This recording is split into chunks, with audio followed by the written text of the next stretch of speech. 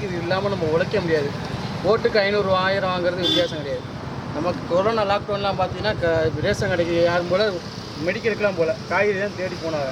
சீமான் வந்தால் மட்டும்தான் நம்ம தமிழ்நாட்டுக்கு ஃப்யூச்சர் நம்ம லைஃப்லாம் முடிஞ்சு ஃப்யூச்சர் நம்ம குழந்தைகளுக்கு சீமான் வந்தால் மட்டும்தான் ஒரு வாய்ப்பு இருக்குது. ஆனால் இவங்க சும்மா பேசுகிறவங்கலாம் சீமானை விமர்சனம் பண்ணுறவங்களாம் வந்து அவர் சாத்தியம் இல்லாததை பேசுகிறாரு, மீண்டும் நம்மளை கற்காலத்துக்கு கூட்டிட்டு போகிறாருங்கிற ஒரு வாதத்தை வைக்கிறாங்க. எப்படி பார்க்குறீங்க? இப்போ மோடி வந்து ஃபஸ்ட்டு ஆட்சிக்கு வரும்போது அக்கௌண்ட்டில் 15 லட்சம் போடுறேன்னாப்புல, இன்னைய வரையும் போடலை. 3வது தடவை அவர் தான் நாட்டோட பிரதமராக இருக்காப்புல. டிஎம்கேல எல்லாம் எது சாத்தியக்கூறுகளே எல்லாமே சொல்கிறாங்க, எதுவுமே செய்யலை. டிஎம்கே சொன்ன வாக்குறுதிலாம் இப்போ வரையே நீங்கள் யோசிச்சு பார்த்தீங்கன்னா 500 சொன்னாங்கன்னா 10 வாக்குறுதி தான் இருக்குது. இப்போ சரக்குக்கெல்லாம் வீரன்னு பேர் வச்சு போடுறாங்க. மற்றபடி நமக்கு நாட்டுக்கு என்ன தேவை, மக்களுக்கு என்ன தேவைங்கிறது யாரும் யோசிக்கிறதே கிடையாது. எப்படி கவர முடியும்? இப்போ ஆம்பளையாக இருந்தால் சரக்குங்க பிரியாணி கொடுத்து கவர்ந்து போடுறாங்க, பொம்பளையாக இருந்தால் ஃப்ரிட்ஜு வாஷிங் மிஷின் கொடுத்து கவர்ந்து போடுறாங்க. ஃப்ரிட்ஜில் வைக்கிற காய்கறிலாம் நமக்கு விவசாயம் தான் கொடுக்குறாங்க. விவசாயம் யாரும் மதிக்கிறது கிடையாது. விவசாயம் என்றைக்கு மதிக்கிறோமோ அன்றைக்கி தான் நம்ம வரோம். சீமானுக்கு ஓட்டு போட்டால் தான் நம்ம ஜெயிக்க முடியும். ஆனால் எப்படி பார்க்குறீங்கன்னா, ஏதாவது ஒரு போராட்டம்னா உடனே சீமானை கூப்பிடுங்கிறாங்க. அந்தளவுக்கு சீமான் இருக்கார். இருந்தாலும் மக்கள் வந்து அவர் எடுத்த போராட்டத்துக்கு நேரம் முதல்வராக வந்திருந்திருக்கணும். ஆனால் மக்கள் அவர் ஏற்றுக்கிறாததுக்கு என்ன காரணம்னு நினைக்கிறீங்க? அவர் சொல்கிறது வந்து எல்லாருக்கும் எப்படி இருக்கும்னா ஒரு கனவு வாழ்க்கையமாக இருக்கும். அது வந்து நம்ம தமிழ்நாட்டு இந்தியாவில் எங்கேயுமே அப்படி கிடையாது. ஃபாரினில் ஃபுல்லாக இருக்குது. ஃபாரினில் அந்த மாதிரி இருக்கிறதுனால இதெல்லாம் செய்ய முடியுமா, ஒரு சாத்தியம் இருக்கான்னு மக்கள் யோசிக்கிறாங்க. ஆனால் இத்தனை வருஷமாக கத்துறாவில்ல. ஒரு தடவை வாய்ப்பு கொடுத்து பார்த்தாதான் அது செய்ய முடியுமா செய்ய முடியாதுன்னு நமக்கு தெரியும். கொடுத்து பார்த்துட்டு அவர் செய்யலைன்னா நம்ம எப்பயும் போல் திரும்ப ஏடிஎம்கேவோ டிஎம்கே போயிடலாம். கொடுக்காமே இவரால் செய்ய முடியாதுடா. இன்றைக்கி டிவிக்கேன்னு ஒரு கட்சி வந்து விஜய் வந்திருக்காப்புல. எந்த நம்பிக்கையில் அவருக்கு இவ்வளோ பேர் சப்போர்ட் பண்ணுறான்னு இருந்துட்டு எல்லாமே ரசிகர் கூட்டம் தான் இருக்குது. காலைல பார்த்தா 5 வயசு பிள்ளைலேருந்து 15 வயசு பிள்ளை வரையும் போகுது. எதுவுமே ஓட்டாக மாறாது. ஆனால் அவங்க கூட்டத்தை தான் கணக்கில் காட்டாக தவிர்த்து ஓட்டு மாறாது. சீமான் ஜெயிக்கணும். சீமான் ஜெயிக்கிறக்க வாய்ப்பு இருக்குது. இந்த தடவை சீமானே இந்த தடவை தோக்கடிச்சிட்டோம்னா அது சீமானோட தோல்வி இல்லை, தமிழ்நாடு மக்களோட தோல்வி தான். ஆனால் குறிப்பாக காரைக்குடியை நம்பி வந்து நிற்கிறாரு. அவர் சொல்கிறது ஒன்று தான், வந்து நான் வந்து பிறந்து வளர்ந்த இடம், என் மக்கள் என்னை கைவிட மாட்டான்னு சொல்கிறாரு. இங்கே வந்து பிரபலமான அந்த டிவிக்கில் இருக்கிற அண்ணன் பிரபு இருக்கார், இன்னொன்று மாங்குடி அவர் இருக்கிறாரு. இந்த மாதிரி கட்சிகளும் பணமும் இருக்கிற இடத்துல வந்து அண்ணன் சீமான் வெற்றி பெறதுக்கு வாய்ப்பு இருக்குன்னு நினைக்கிறீங்களா? வெற்றி பெற வைக்கணும். நம்ம அந்த வாய்ப்பை நம்ம தான் உருவாக்கி கொடுக்கணும். அவர் வந்து பேசுகிறனாலே இது பண்ணுறனாலே அவர் ஜெயிக்க முடியாது. நம்ம மனசு மாதிரி நம்ம குழந்தை ஒட்டி நல்லா இருக்கணும், நமக்கு நல்ல வாழ்க்கைணும், நம்ம தான் மாறணும். அவருக்கு நம்ம கொடுக்குறதே வாய்ப்பு. அவரால் எதுவும் செய்ய முடியாது. அவரால் பேச முடியும், கத்த முடியும், எடுத்து சொல்ல முடியும். திருந்துறது நம்ம கையில் தான் இருக்குது. ஆனால் ஆள் தான் நம்ம ஜெயிக்கணும்னா நம்ம என்றைக்குமே கோடீஸ்வரம் மட்டும் தான் ஜெயிச்சுட்டே இருக்க முடியும். நம்ம இப்படியே தான் இருக்கணும். நீங்கள் இப்படி 10 மணி ட்ரெயினுக்கு போக வேண்டியதான், நான் இப்படி 9 மணிக்கு வீட்டுக்கு போக வேண்டியதான். ஒன்றும் செய்ய முடியாது. இப்போ கேட்கும் போதெல்லாம் நல்லா கேட்குறாங்க, என்னப்பா சீமான் இப்படிலாம் சொல்கிறாரு, ஆனால் ஓட்டு போட மாட்டேங்கிறாங்க. என்ன காரணம்னா ஓட்டு போட மாற்றாலே அதுதானே பிரச்சனையே. இங்கே என்னென்னா எங்கள் பாட்டிலாம் அப்போ 2 வருஷத்துக்கு மாதிரி செத்து போச்சு. சாகுறவரே என்ன சொல்லுதுன்னா நான் ரெட்டையில தான். ரெட்டையில இப்போ யார் ஆட்சியில் இருக்காங்கட்டா அது தெரியாது. அதுக்கு தெரிஞ்சதெல்லாம் ரெட்டையில சூரியன் இதுதான் வயசானவர் தெரிஞ்சது. இளைஞர்கள் ஆட்டு மந்த மாதிரி இந்த ரசிகர் கூட்டம் முன்னாடி போகிறாங்க. வேறு ஒன்றும் கிடையாது.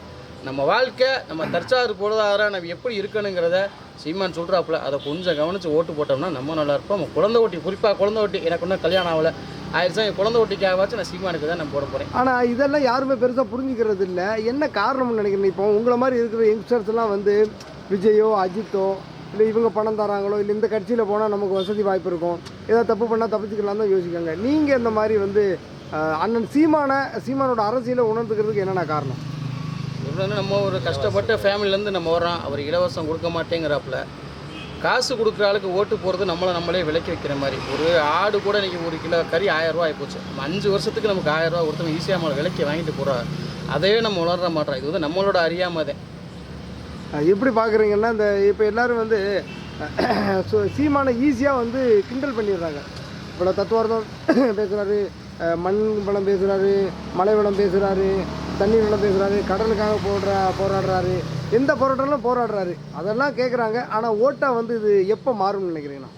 ஓட்டு எப்போ மாறும்னா இன்னொரு சுனாமி வந்து 50 வீடு அழியணும், இல்லை எல்லாம் நிலநடுக்க வரணும், மக்கள் ரொம்ப பாதிப்படையும் போது தான் சீமானை தேடுவாங்க. அது வரை யாரும் தேட மாட்டாங்க சீமானை. பசிக்கான தேவைகள் வரும்போது சீமானை தேடுவாங்க. கண்டிப்பாக தேடுவாங்க. இப்போ லாக்டவுன் மாதிரி இன்னொரு லாக்டவுன் போட்டாங்கன்னா இப்போ விஜய்க்கு வர கூட்டம்லாம் இங்கே இருக்க முடியாது. 100 பேர் 10 பேர் சேர்ந்தால் கூட அடித்து வெட்டி விட்டுருவாங்க. நமக்கு சாப்பாடுங்கிறதே முக்கியமே தவிர்த்து ரசிகர் கூட்டமாக இப்போ தேட்டர்லாம் அடைச்சி போடுறாங்க. அன்றைக்கெல்லாம் இங்கே போய் படம் பார்த்தாங்க தெரியல. சாப்பாட்டு கடையிலையும் எல்லா கடையிலேருந்துமே கூட்டமாக நின்றுச்சு. சீமான் ஜெயிக்கணும், அதே மாதிரி ஆதரவு சீமானுக்கு தான். சூப்பராக. காரைக்குடியில் யார் வெற்றி பெறணும்னு நினைக்கிறீங்கன்னா என்ன காரணம்? சீமான் அண்ணன். சீமான் அண்ணன் என்ன காரணம்னா சீமான் ஜெயிக்கணும்னு சொல்லுங்கள். ஃபஸ்ட்டு வந்து இந்த விவசாய இது இருக்குல்ல, ஓட்டுக்கு வந்து பணம் கொடுக்குறது 2000 2500 படிப்படியாக கூட்டிகிட்டு போகிறாங்க. அதை வந்து நிப்பாட்டணும். இலவசத்தை தடுத்துட்டு அதுக்கப்புறம் நம்ம வாழ்வாதாரத்தை பொருளாதாரத்தை வந்து நம்ம தொழில்துறையோ வருமானத்தை பெருக்கிறதுக்கு என்னென்ன தேவையோ அதை ஃபுல்லாக நம்ம ரெடி பண்ணாலே போதுமானது. அந்த இலவசம் வந்து கொடுக்குறது வந்து நம்மளுடைய இப்போ எப்படின்னா ஒரு குடும்பத்துக்கு வந்து ஒரு ஆண்டுக்கு வருமானம் வருதுன்னா அந்த கடன் சுமை வந்து அதிகமாக தான் போகுது. அதை படிப்படியாக குறைக்கணும். இலவசம் இல்லாமல் நம்ம வந்து இப்போ 10 ரூபா பொருள் வந்து 8 ரூபா ஆக்கு, 7 ரூபா ஆக்கு, 5 ரூபா ஆக்கு. அதுக்கு பதிலாக தொழில்துறையை உருவாக்கு. அப்படி ஆனால் நம்ம ஆளுகள்லாம் வந்து 500 ரூபாய்க்கு பதில் 1000 ரூபா கொடு, என்ன 1000 ரூபாய்க்கு 1500 ரூபா கொடுன்னு கேட்குற ஆளுங்க என்னைக்கு இந்த சீமான் அண்ணனோட அரசியலை புரிஞ்சுக்குவாங்கண்ணா? அது வந்து இனிமேல் படிப்படியாகவே வந்து உணர்வாங்க.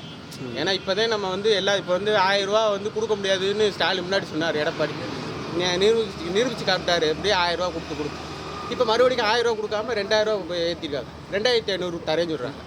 அதெல்லாம் வேணாம். இது வந்து எப்படின்னா இலவசம் இல்லாமல் ஒரு இப்போ படித்த இளைஞருக்கு வந்து 15,000 20,000 ரூபா சம்பளத்தை கொடு. அது மூலியமாக வந்து அவனுக்கு பொருளை கம்மி பண்ணி வியாபாரத்தை பார்த்து நல்லா அதுலேருந்து வர மாதிரி ஏதாவது ஒரு உதவி பண்ணுறதுக்கு தான் அவர் போராடுறாரு. ஏன்னா இப்போ உங்களோட மாதிரி இருக்க ஆளுகள்லாம் வந்து விஜய் அஜித்னு போய்க்கிருக்காங்க. நீங்கள் மட்டும் ஏன்னா சீமான்னு சொல்கிறீங்க? நான் வந்து விவசாயம், எங்கள் அப்பா வந்து விவசாயம். சரி, விவசாயம் செஞ்சு தான் பார்க்குறோம். அது இல்லாமல் வந்து விவசாயத்துக்கு வந்து முன்னுரிமை கொடுக்கும். விவசாய சீமானை வந்து கேவலமாக கேலி பண்ணுறவங்களுக்குலாம் என்னென்ன பதில் சொல்ல விரும்புகிறீங்க? அவர் வந்தால் நல்லாயிருக்கும். சரி, என்ன காரணம்னா அதுவும் இங்கே குறிப்பாக நான் சொந்த மண்ணில் நிற்கிறாரு, சொந்த மண்ணில் வெற்றி பெறதுக்கு வாய்ப்பு இருக்காண்ணா? கண்டிப்பாக இந்த டைம் எதிர்பார்க்கலாம். சரி, ஆமாம். ஆனால் குறிப்பாக வந்து மாங்குடி அந்த அண்ணன், அது மட்டும் இல்லாமல் நம்ம பிரபு, இந்த மாதிரி பிரபலங்கள்லாம் நிற்கிறாங்க. ஸ்டார் தொகுதியாக மாறி இருக்குது காரைக்குடி.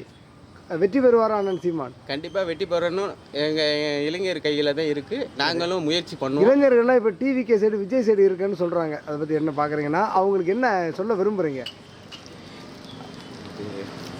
இப்போ வந்து இளைஞருக்கு வந்து அந்த படித்த காலேஜ் முடிச்சு வராங்களே அவங்க தான் அந்த ஸ்டேஜில் இருக்கா. ஒன்றும் அந்த நம்ம ரசிகர் கூட்டத்தில் இருக்கிறதுனால நம்ம டிவிகே போடுவோம் அப்படின்னு சொல்லி ஒரு 25லேருந்து 30-32 வயசு போகும்போது அதில் உள்ள தொழில் நம்ம வேலை பார்க்குற அந்த லெவலில் போகும்போது சீமானுக்கு போட்டால் நல்லாயிருக்கும் அப்படின்னு சொல்லி அதை எதிர்பார்க்குறோம்.